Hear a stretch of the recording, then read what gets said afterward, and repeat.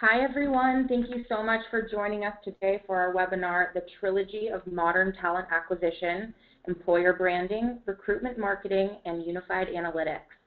We'd like to invite you all to tweet your comments and questions during the course of the webinar at the handles provided with the hashtag Modern Recruiting.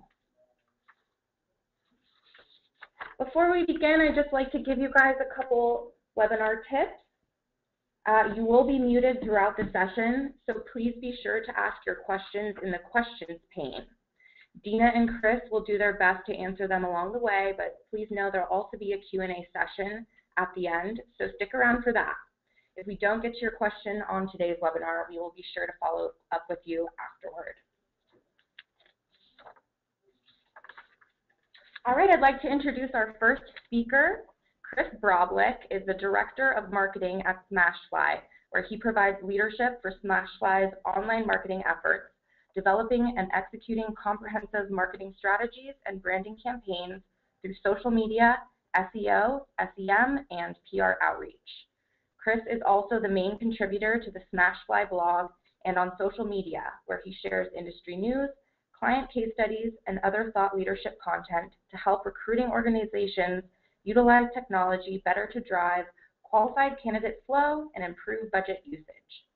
Due to this online presence, Chris was recognized as one of HR Examiner's 2012 Top 25 Online Influencers in Recruiting, a yearly list by industry analyst John Sumser, and he's also a council member for the Candidate Experience Award. Our second speaker, Dina Rulli, is the Manager of Talent Acquisition for Glassdoor's Global Sales Recruiting Team, and she's also a key contributor to the employer branding strategy and social recruiting channels. In her free time from recruiting, Dina has a food blog where she whips up healthy and tasty gluten-free food. Please see her Twitter handle and check it out.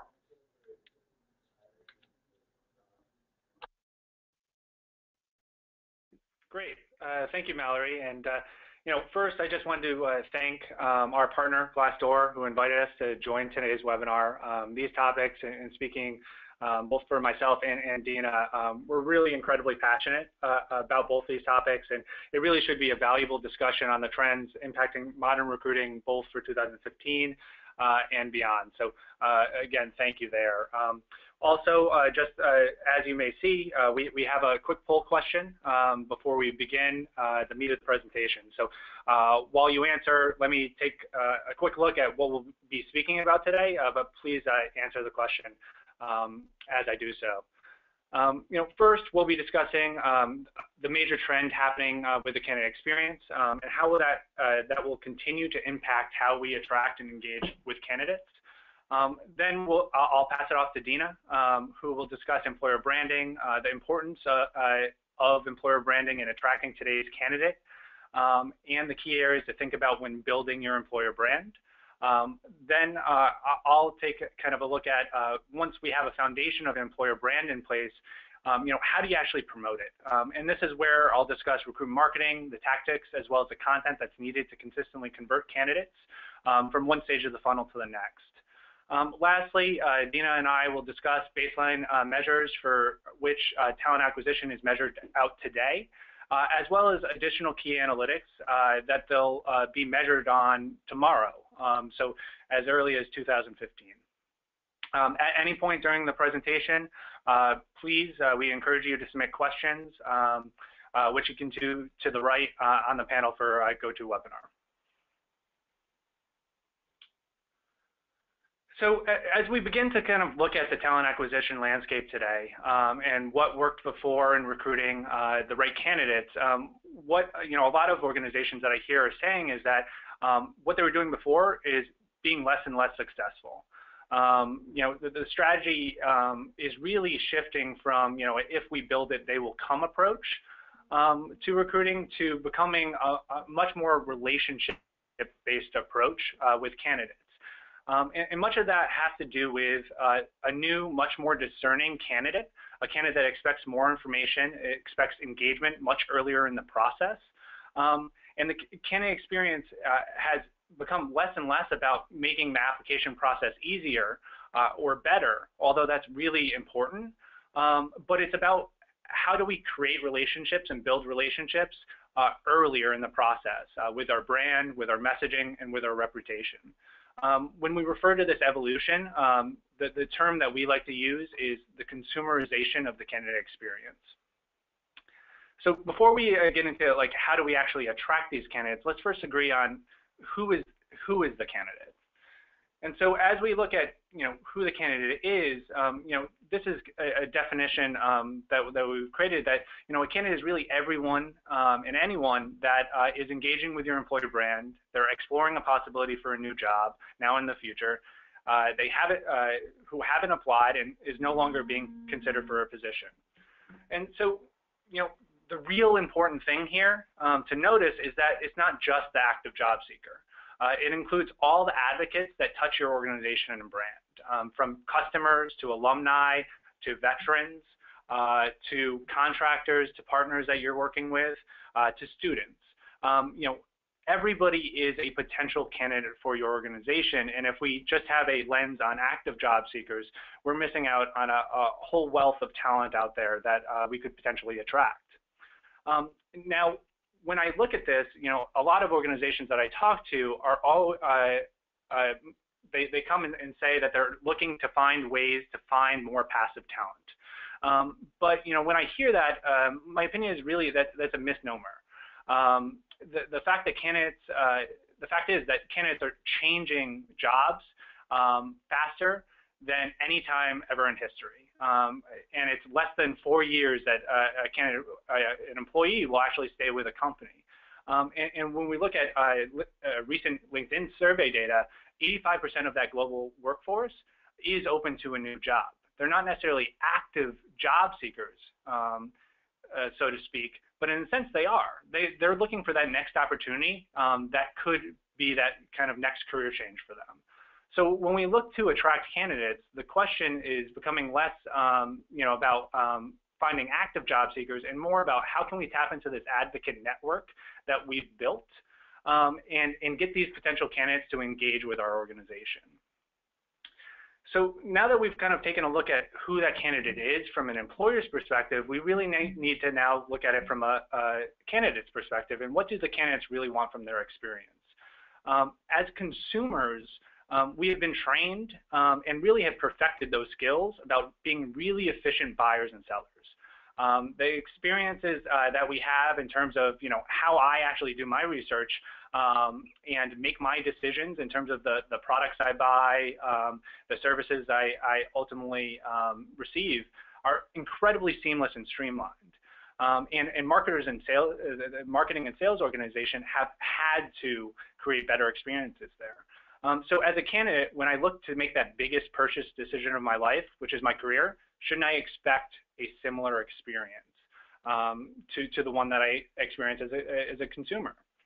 And so when we're looking at the kind of the three trends that are really happening in this consumerization of the candidate experience, three insights are becoming incredibly apparent to us. First, the candidates are in control. You might have read yesterday, Dr. John Sullivan on ERE, had a number of trends that he's going to see in 2015, and one of them was that the candidate is in control.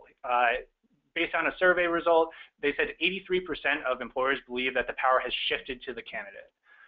And the biggest complaint I hear on a daily basis from talent acquisition teams is they're not attracting enough qualified applicants.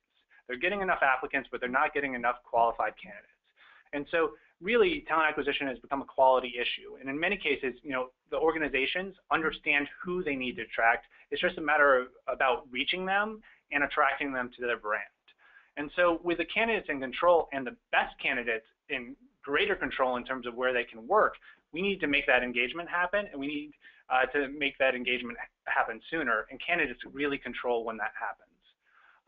The other element with that is if we're going after that 85% of the global workforce that are looking for new opportunities, many of them aren't ready to move today.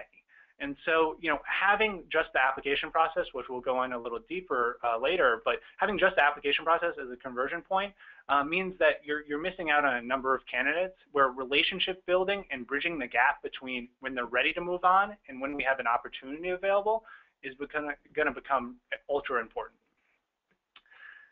The second real trend that's becoming apparent is that candidates really research like consumers. When they're making a purchase decision, I mean, think about what you do on a daily basis.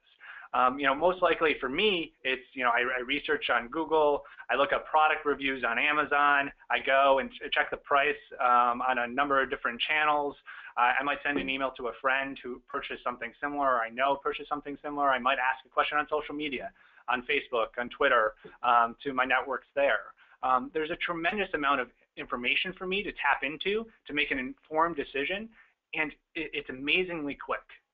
And so, when we look at consumers and how they buy, the average consumer consults over 12 sources of information to make a purchase decision. And a majority have already made a decision before even speaking to a company representative. So when we think about that from a career standpoint and how we do that, that means we really need to be more transparent. We need to provide more information. We need to be involved in those conversations that are happening, not only on our channels, but outside channels that have a great impact, such as Glassdoor or social media. We also need to provide compelling content and information on all those channels.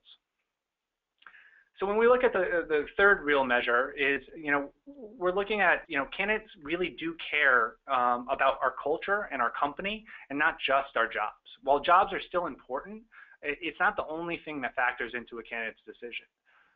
Candidates want to work for organizations where they enjoy the culture, they believe in the mission, and where they can really excel their careers.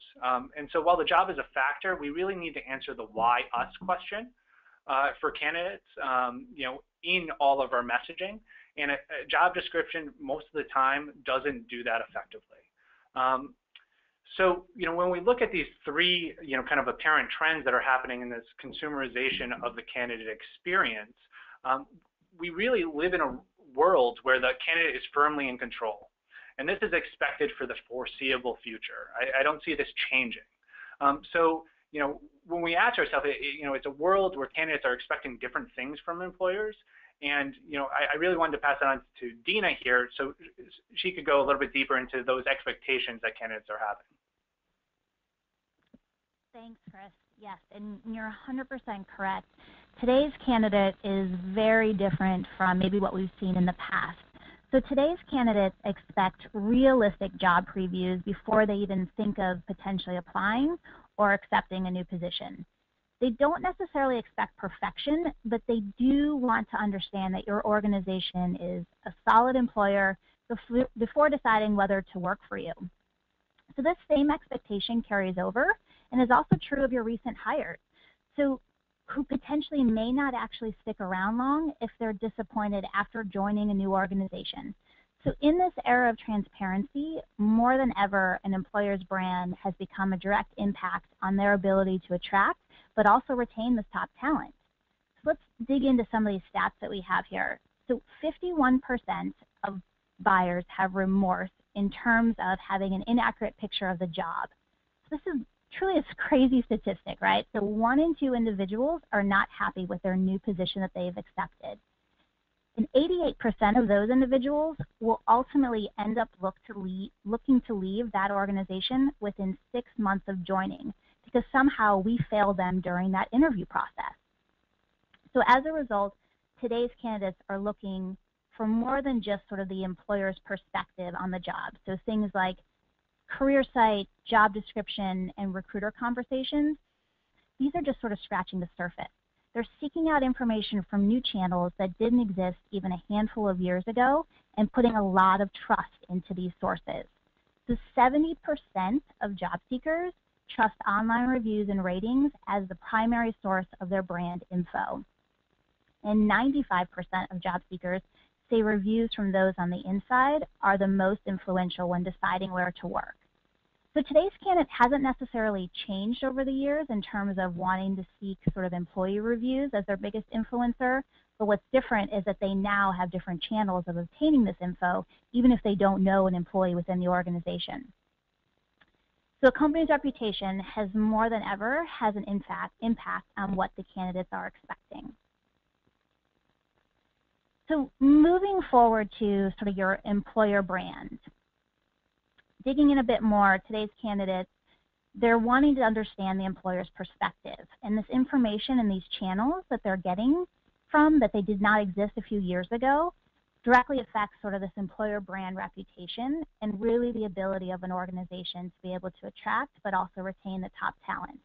So it's critical that the employers are promoting their brand where job seekers are truly looking for it. So let's talk a bit more sort of about, what is the employer brand. So we've got this quote here from Lars Schmidt where he says, having a strong employer brand is no longer a luxury, it's an imperative. And what Lars is really sort of saying here is that if you don't manage your employer brand, someone else is going to do it for you, which frankly is definitely not something you want to happen in this competitive marketplace. So let's define sort of what is further digging into the employer brand. There's four kind of key components that we'll sort of walk through here. One starting out with culture, and arguably this could be potentially the most important because the culture is really sort of this glue that binds the organization together. So it's things like your value system, your vision, mission statements, beliefs, habits of the organization. Company culture affects the way that people within groups interact on a day-to-day basis within your organization. So it's really important to establish a culture within your company, communicate it, and also make sure that everyone is on the same page around what the culture is. Secondly, and really sort of dependent and big influencer on the culture is employee opinions. So this reaches beyond even sort of the inside of the company, within those company doors. So especially when employees are sharing their views, their work photos on public forums like Facebook, Glassdoor, and Twitter, your employees' opinions really matter because they ultimately can help you to attract the candidates that you're trying to reach or potentially stave them off. Thirdly, it's the candidate opinion that affects your employer brand. So here, first impressions are everything. Your employer brand really starts to take shape. It's everything from things like the initial, influencers like job descriptions, but really becomes important to forming their opinions when you start having those initial sort of job screens or even interviews. So it's important that you make sure that the candidate experience lines up with that first piece, the culture, and your mission and your values. And then lastly, and something that I think maybe talent acquisition professionals don't take into consideration, but it's your corporate brand. So your brand really aligns directly with the company's corporate strategy. So consumers today really want to know that they're buying goods and services from companies that truly treat their employees well. But how exactly do you go about sort of monitoring all of these pieces that are your own brand's performance?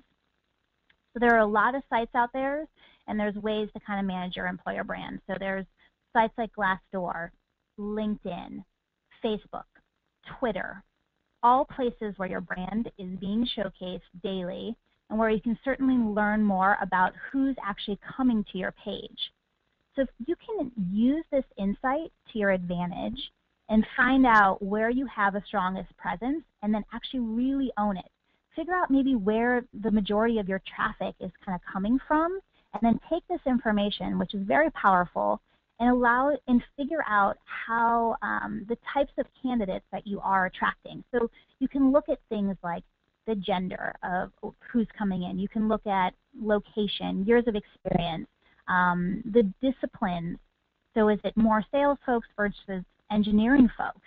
And you can kind of take these analytics and then really monitor the activity to understand the key demographics of who you're attracting, but also then come up with targeted campaigns around these specific initiatives. So say, for example, you have a huge engineering push.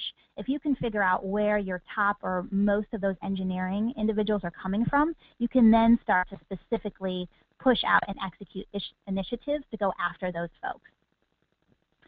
And then another really important piece of your brand is knowing your current employees and knowing what keeps them there. So retention comes into play here as well, and it should be a big part of your strategy. So things that happen more offline, like things like exit interviews, are important because you want to retain your top talent.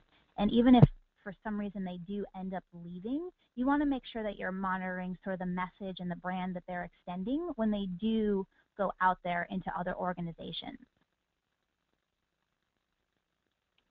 Thank you so much, Dina. At this time, I'd like to launch one more poll for the attendees. If you would all go ahead and answer the question, have you invested time and or resources in building your employer brand?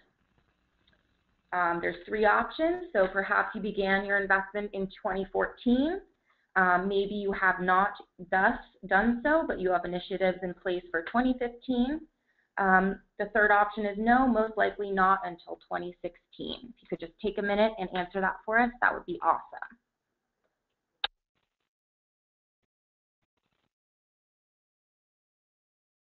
Votes are slowly rolling in. Thank you so much for participating.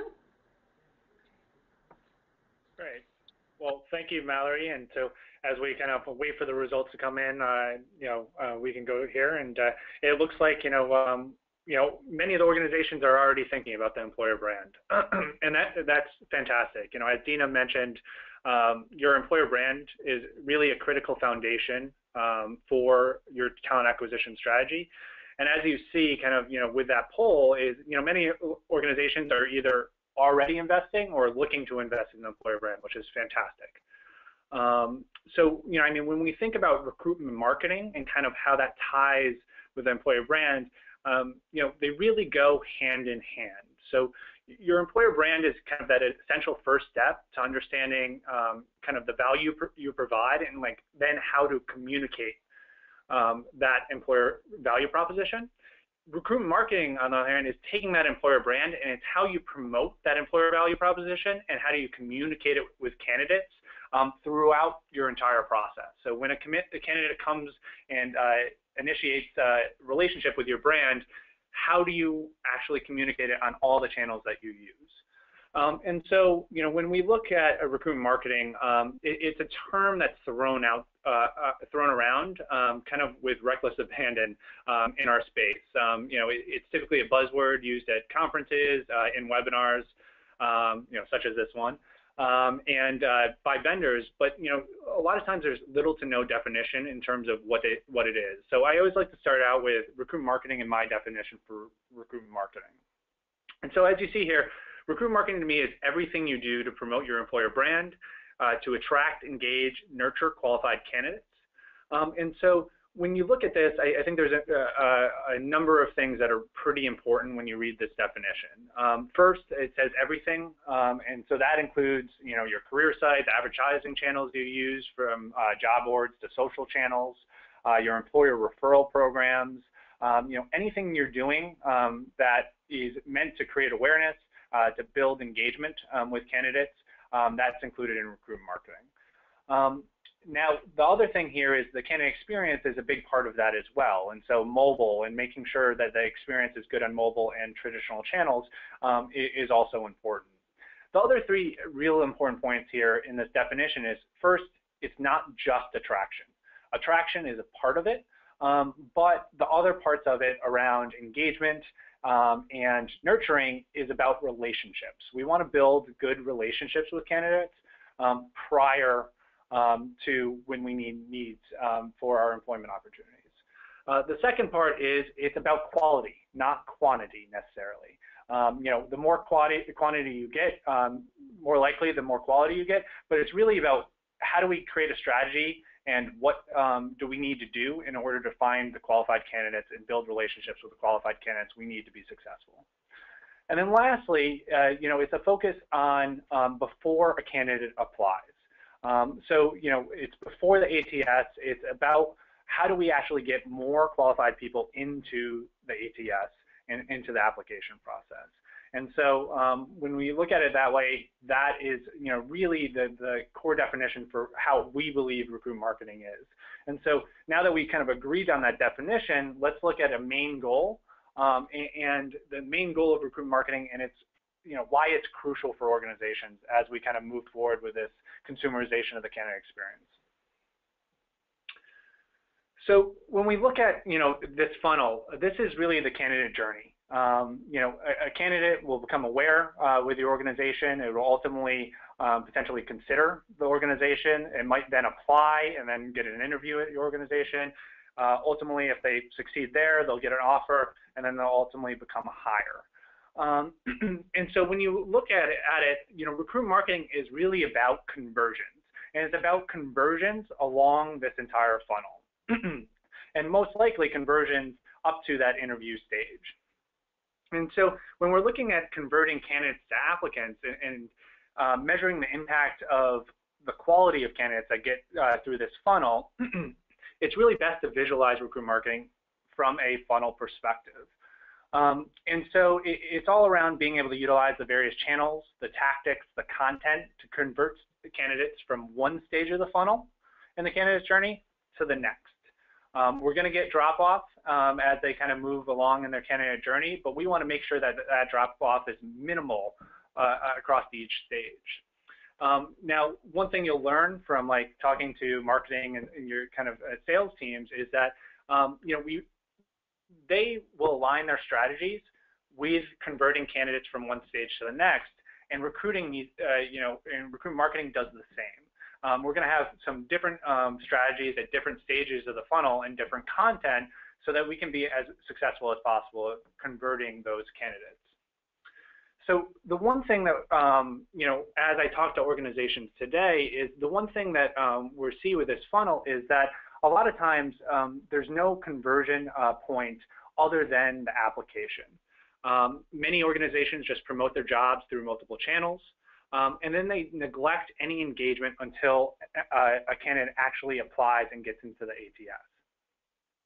The major problem there is that there's no other choice for candidates to opt in other than the application process. It's evident that not every candidate is ready to apply, especially passive ones. And so, as we kind of look at the stats that kind of back that up, one alarming stat is that, nearly 60% of candidates will drop off during the application process. And so if you don't have a capture mechanism before that, you don't know who that candidate is out of that 60%, and you aren't able to build any relationships with them. So, in many cases, as organizations, we're giving an ultimatum to candidates: apply or go away. So having a way to enable candidates to opt into relationships with your organization, with your brand, and then being able to use nurturing strategies to convert these candidates along the process is going to be really, really integral to excel as a modern recruiting organization. So if we look at, think about conversions from each stage to the next, and how do we actually convert these candidates in the funnel, we really do it through content. And so let's look at some of these different stages and some of the different content and messaging that we'll need to consider as we move these stages. So, first and foremost, awareness. When we talk about awareness, we're really thinking about the base needs of our organization, the base needs of the candidate. It's all about getting that first touch point and that first interaction right. A lot of it comes down to understanding first, where the candidate is. Who is our candidate that we're looking to attract? It'll be different for the different business units, the different types of candidates, the different skills that you have. But understand where they are, and it's about creating a great marketing mix to reach those candidates. We need to make sure that those interactions happen, and then when they happen, they're intriguing enough to move to that next stage. So different content pieces that are really important here, it's making sure your job ads are actually compelling. It's making sure that you understand your employer value proposition, and that's at the forefront of all those interactions. Having content like blog articles and other helpful content to help job seekers find jobs or improve their careers will be really, really important. And then making sure that everything that you do is SEO enabled, that the events you do are ultimately captured and being able to do that. And so that's really the forefront of that first impression that you're making with candidates. and we need to make sure that that first impression gets across our value, as well as makes it compelling to move on to that next stage. So when we look at consideration, then we're essentially focused on answering the why us. The candidate has felt, hey, I've had that initial interaction with the candidate. I want to learn more about this organization. So they've kind of opted in for you to really kind of sell them on what your candidate is and what the value you provide is. So the best way to really do that is through storytelling. It's around messaging. It's around having compelling calls to action that get candidates to convert. At this stage, employer branding is important, not just on your own properties, but on the channels that are impacting and changing candidate perceptions of your company elsewhere. So, organizations and channels like Glassdoor, you don't own them per se, but you can utilize them and be part of that conversation to help enhance your brand and impact candidates' perceptions. And so with here, we want to really kind of put our employees first and foremost. We want to have employer stories, whether that's video, whether that's blogs, whether that's content on landing pages. We want, good employer reviews and being able to at least have a presence where those employer reviews are happening. We want to focus on our brand and messaging and make sure that the candidate journey on our career sites makes sense. And we want testimonials. And so the goal here is really to begin the relationship with candidates and ultimately get them in the fold for future communications, future engagement. It's not necessarily about getting them to apply at this stage, although that will always be an option that you should include. So when we get kind of, and we start building kind of our database, our pipelines, and get candidates opt in, now it's around the nurture aspect. It's around building a talent network, building a communication strategy that helps us remain relevant and engaged with potential talent. It's about bridging the gap between when a candidate first engages with us and when they're ready to make that next career change. That might be days, that might be weeks, that might be months. So how do we consistently keep top of mind with the candidates that ultimately have interest and have opted in to our employer brand?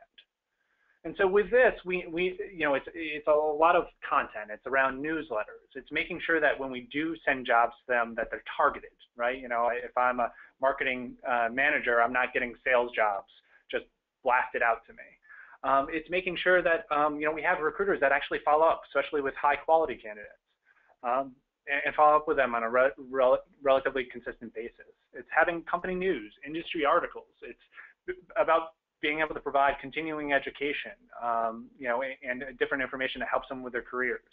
And so there's a lot of content here that will, again, see you as a value to their lives, versus just somebody that just kind of sends jobs every other time and just has job alerts sent. We want to be seen as a valuable entity in their inbox and not as somebody that they just dismiss or emails that they just dismiss. So the goal real here is about nurturing and then ultimately the conversion. We want to convert into the ATS at this stage. So the real question I always get when we talk about content, especially the use in the recruiting strategy, is that how do we create it? We don't have people in house that can help create that. Can you help create that? There's a number of questions around it that organizations are looking to solve themselves. And so really, the real tip I have, initially is, again, it's going to take some investment and some, foresight in terms of the strategy in your organization to begin using content well enough to get a lot of this conversion. But, content is really going to be incredibly important, and you might not have the necessary resources today to do it. But really what we can do is we can curate first, and we can start creating content second. And so what I mean by that is there's a lot of content available for you now that you can utilize within your own campaigns. You can, I would totally, set up meetings with your marketing team. What content do they have that they're using to promote your products and services? Is there, some overlap of, really some brand type items that you can utilize when you're communicating with candidates? they're going to be your kind of #1 resource for that content. The second is identifying the right industry leaders and industry pundits that have content that you respect and that your candidates respect. Different candidate audiences probably will be interested in different things. Marketing personnel will probably be more interested in SEO trends, while engineering candidates might be interested in other different engineering practices that are important. So being able to set up RSS feeds, so Feedly is a good tool that you can use to keep up to date with those publications that you can utilize in your campaigns. And then lastly, I would always determine an expert on your team that can, kind of own being able to kind of find for specific candidate audiences the content that you guys can use for your teams and for your content marketing efforts. And so, as we were kind of moving forward into this content curation, we can find compelling content without actually having to take the time to create it. And so that's really, the place to start, while also, starting that process of trying to build the process in place to be able to create our own content in the future. So, when we look at this, we're going to be moving on into terms of how do you actually look at your employer brand, look at recruitment marketing, look at all your content, and ultimately, how are we going to measure this? And so I'm going to pass it off to Dina right now and let her touch on some of the metrics that we should be paying attention to today when we're gauging our success from a talent acquisition perspective. Thanks, Chris. So kind of digging into the recruitment analytics, we'll start with sort of the baseline measures for talent acquisition success. So you'll see these 5 metrics laid out here. And when we use the term baseline metrics, I think a lot of what most talent acquisition professionals are probably focused on are these top 2. So filled jobs, number of filled jobs, and then also the time to fill, and kind of getting an average there. And these metrics are very high level, but what should be noted and what's sort of changing with them is that there's a lot of initiatives and even projects that sort of affect these core baseline metrics. So the next 3, cost per hire, cost per applicant, and cost per qualified candidate, would be sort of examples of where the metrics are starting to change or where we need to potentially get deeper, because these 3 directly influence filled jobs and time to fill. So as sort of talent acquisition professionals, we need to understand and measure the importance of all of these analytics in order to give credence to sort of the key or top initiatives that, say, executives or leaders are really looking for, and understanding sort of how things like cost per qualified applicant can then sort of influence, say, filled jobs. And then these metrics also really sort of allow organizations to get a deeper understanding of their talent needs, sort of based on the skills for, say, every individual business unit or even every individual skill set, and thus further sort of allow these talent acquisition professionals the data to understand what we need to do from a recruitment marketing standpoint to ultimately reach these goals.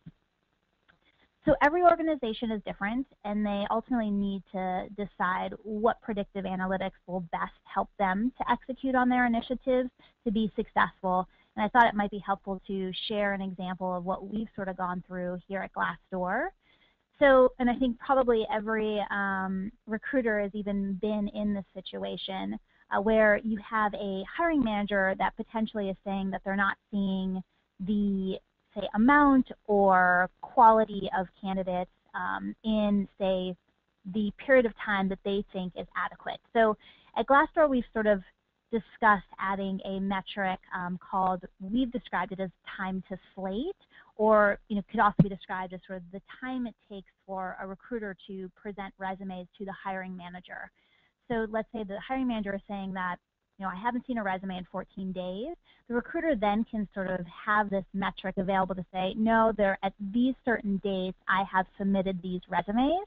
And so it kind of helps to bind and maybe open up the communication and understand where either there's been a breakdown happening between the discussions between the hiring manager and the recruiter, or maybe where the execution, frankly, isn't happening on the recruiter side of things or on the hiring manager's side of things because they're not getting feedback back to the recruiter.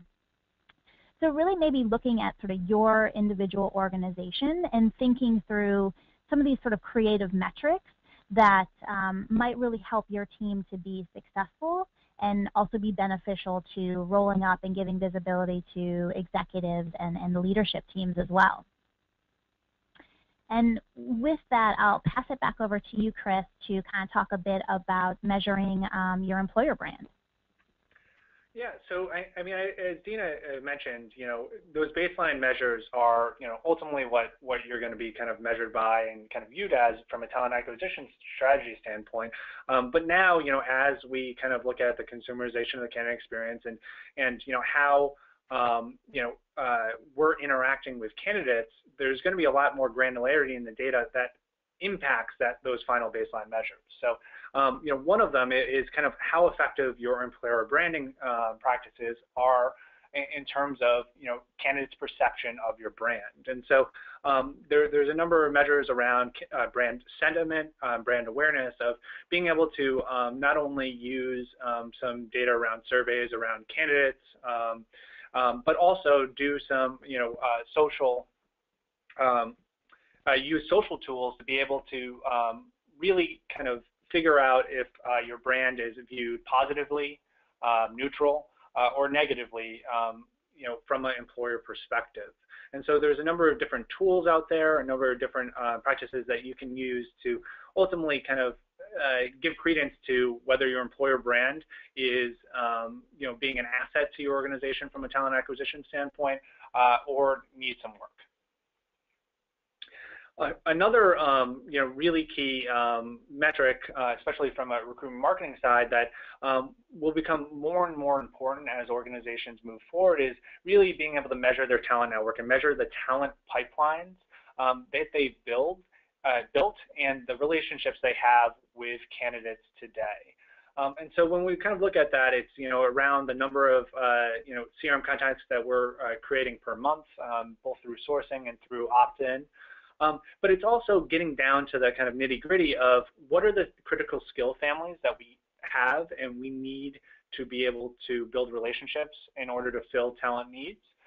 We know, from a talent acquisition standpoint, in most cases, what the organization is going to need for a talent perspective. And so we need to look at those critical skill families, look at how many people do we actually have within our talent network today, so whether that's sales, engineering, developers, and be able to actually really understand where they are in kind of the process in terms of our nurturing campaigns. Are they initial relationships? Have they been engaging with some of the content that we use? Are they like primed and ready for that next job opportunity that's available? We want to get to a point, and talent acquisition organizations need to get to a point where they have that stable of talent that when the new opportunity arises, hey, I have 5 people for that role right now. And so what you're seeing is organizations. I was talking to an organization the other day, which is a big defense contractor, but they know who they need to recruit, and they know pretty much everybody in a particular skill family that they need to build relationships with. And so for them, it's really, really important to first, how do they initiate that relationship? But then ultimately, hey, where are we at with them in terms of their interest in joining our organization? And so this is an incredibly important metric as they kind of move forward of understanding their talent pipelines and understanding how many candidates in the different skills that they have that they build relationships in, because they need to be proactive about building those relationships rather than having a job open and being reactive to it. And so with that, I'll pass it on to Dina for kind of our last kind of new metric is around recruitment marketing. Thanks, Chris. So building off kind of what Chris just chatted or talked about with CRM and conversion, how do you actually measure these conversions? Even if you have all of these contacts in your CRM, how do you understand sort of where they're coming from so you can actually make valuable recruiting or have valuable recruiting benefits from this? So to really be able to kind of dig into these conversion metrics, you'll need to understand sort of the key sources by hire. And some ATSs can do sort of a decent job of kind of scratching the surface on this, but this is where a CRM or even a recruitment marketing platform like SmashFly can really be helpful to get you to understand sort of your recruitment marketing analytics and be able to understand where these people are coming from and what your key sources of hire are. So let's sort of be honest, and much to the dismay of probably everyone on this call, talent acquisition budgets aren't increasing. So we really need to be focused on our best sources so that we're spending smarter and then also investing in the best tools that allow us to hire these qualified candidates. So if you're able to kind of get down into these analytics and understanding sort of your sources of influence and your hires per source, you can then intelligently be able to see maybe where you have some spend that doesn't make sense and potentially cut that from your budget, but maybe then sort of ratchet up or lever up other sources where you are getting these qualified candidates. But without the metrics on this, you can't make sort of these intelligent buying decisions. So this is where sort of these conversion metrics become very important.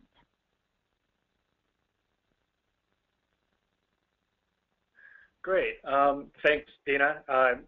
So, the one thing here is, we went over a lot of the things that you should be measuring, and it's one thing to say, we really need to be measuring that, and it's another to actually measure it and to have a systems and a process in place to be able to measure it. And so, as I talked to a number of organizations in terms of, how they kind of view their analytics strategy, here are 5 keys that kind of have come up time and time again. As you're kind of looking to kind of build analytics into your process. First is understanding, are my analytics complete? Is everything measured from my career site to the job channels I use, to my employer brand, to my CRM and the talent pipelines that I build? Are we measuring everything, and are we measuring it all the way from view to hire? Is it real time? Is your data current?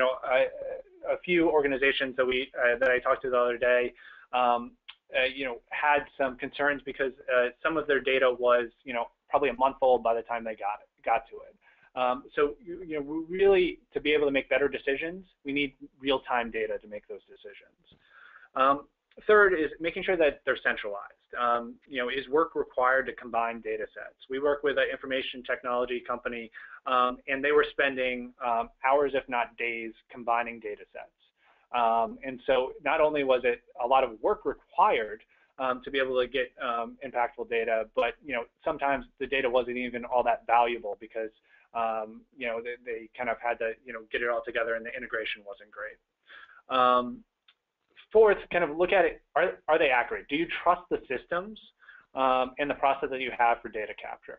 I think this is really big when you kind of look at, all the systems you use from a talent acquisition standpoint, and, whether, you actually trust your ATS is capturing the data correctly, that, the other systems that you're using to do some of these initiatives are capturing the data correctly. And then lastly, is it integrated?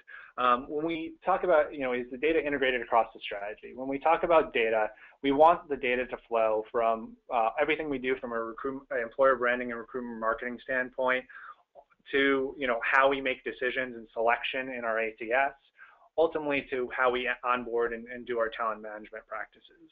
We want data to be able to flow to there so that we can get a better insight and better visibility in terms of our talent acquisition strategy and how effective it is. And so, as we look at that, a big, reason here is looking at the technologies we use today, specifically the ATS, and how is it integrated with some of the systems we use on the front end, from recruitment marketing platforms to CRM to job distribution to any other channel you're using for recruitment marketing. We need to make sure that those integrations between those systems work and work well.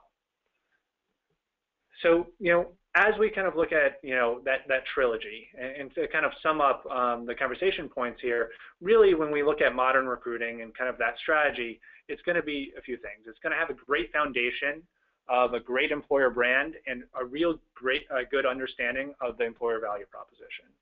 It's going to be able to have recruitment marketing skills in-house and being able to use those tactics to attract qualified candidates and move them along the funnel from one stage to the next. Lastly, it's going to be data-driven. It's going to be able to provide real-time data that allows talent acquisition teams to consistently and predictably make impactful decisions and ultimately improve over time. So, as we kind of move forward here, it's really just about getting that trilogy in place and understanding kind of the give and takes between it. So with that, I think we'll open it for questions, and I will pass it off to Mallory, who will kind of cue us up. Thank you so much, Chris and Dina. Before we get into the Q&A section, I'd just like to launch one last poll. If you guys could just give us your feedback, it'd be much appreciated. All right. The first question we have is, can you give an example of the calculation for cost per applicant? What are the factors to be considered?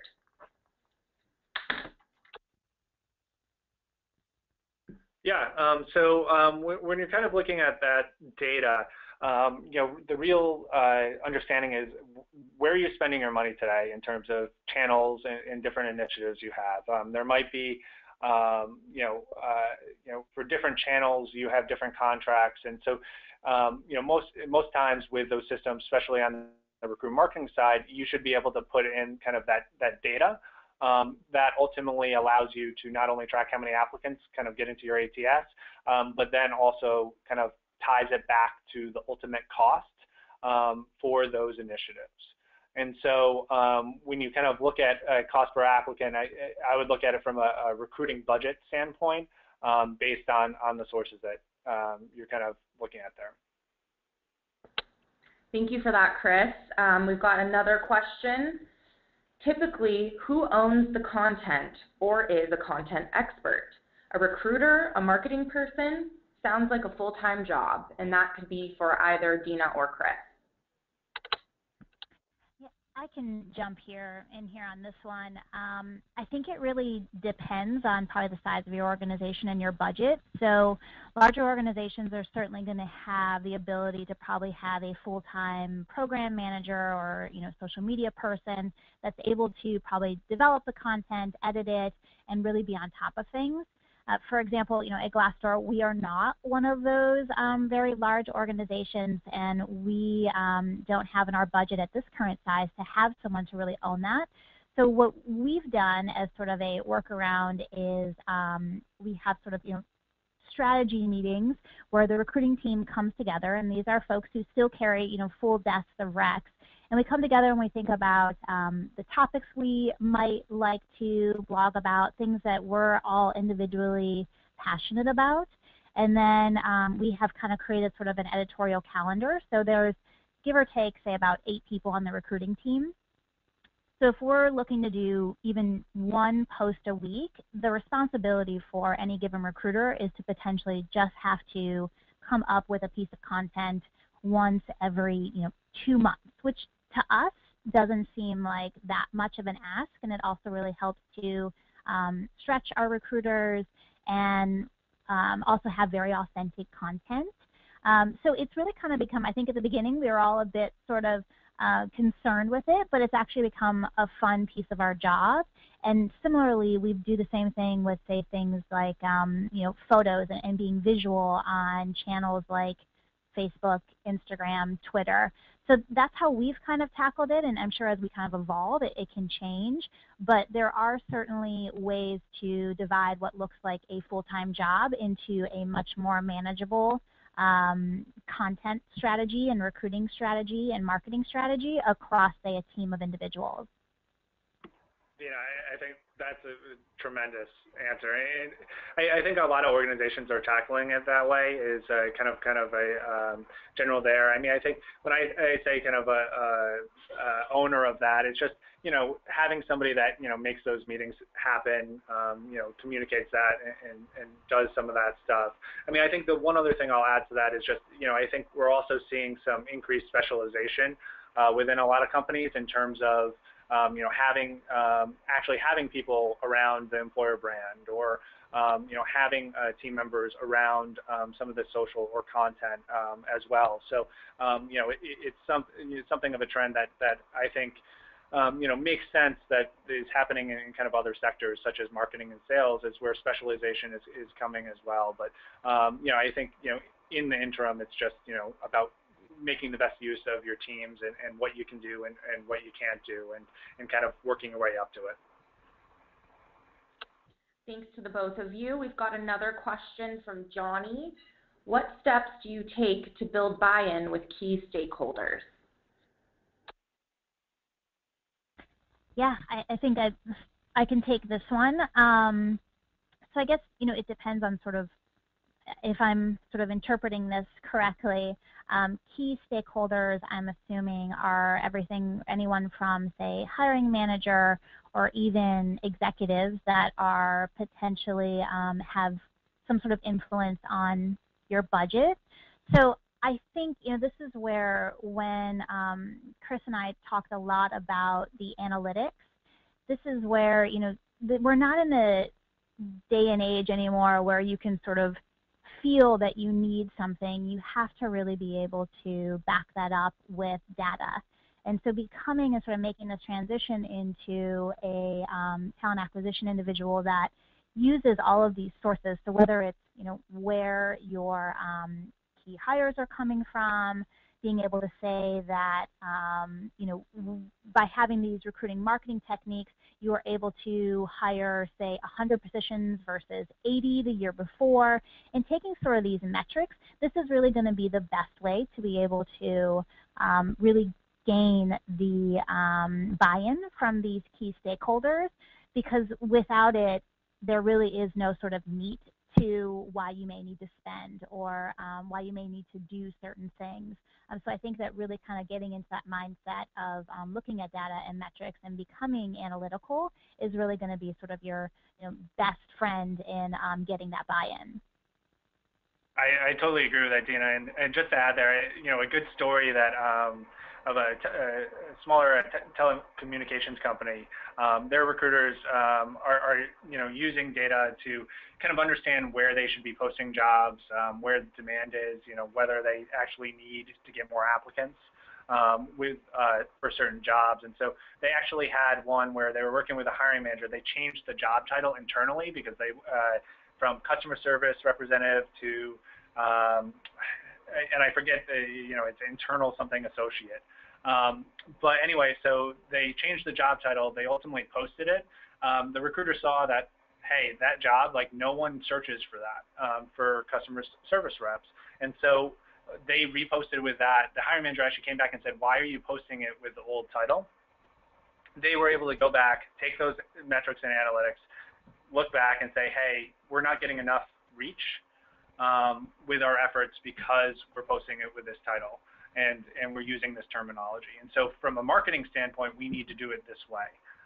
But internally, we can call it, whatever we need to. So, just a good example of just having those metrics to be able to go back to hiring managers, being able to go back to executives, and kind of explain why you're doing certain things.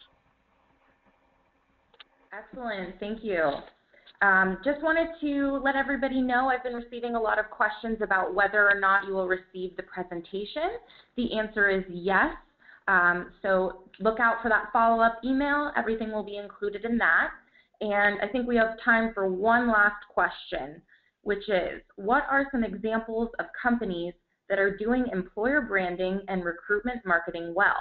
If Dina and Chris could please provide one example each. Sure. I can go first here. So I think probably a really good company that I've seen really do some amazing things from a recruiting marketing perspective is Enterprise Rent-A-Car. So this is an organization that probably hires a lot of new grads, millennials, so to speak, and so they really had to figure out the best way to change their recruiting marketing campaigns to go after these types of individuals that they're hiring and speak to sort of this generation and these types of candidates.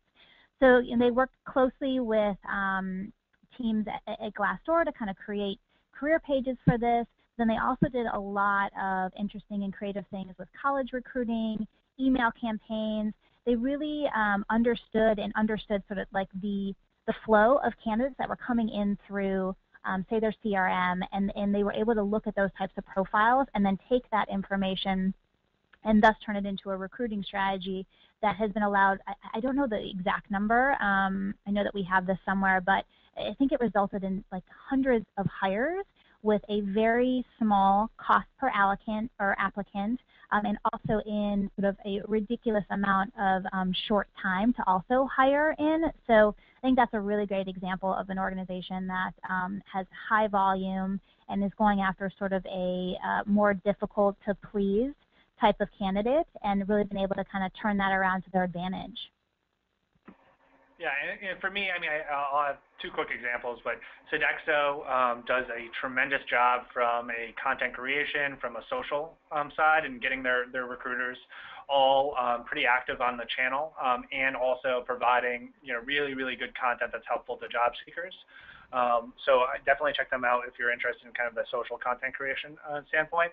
And then also, I think CDW does a really good job of candidate audience segmentation. So they understand really the key skills that they're looking to attract, and they do, tackle them and address them and message them in very different ways. And so, with them on their career site, they have different landing pages towards that, and are really thinking about it from a candidate audience standpoint for all their key skills, which I think is going to be really, really important of personalizing that experience for different candidates. And so I think they're doing a really good job. Great, thank you so much. It looks like we've run out of time, everyone, but please feel free to reach out to Chris or Dina at their contact information on this slide. Hope you all have a wonderful rest of your day, and do look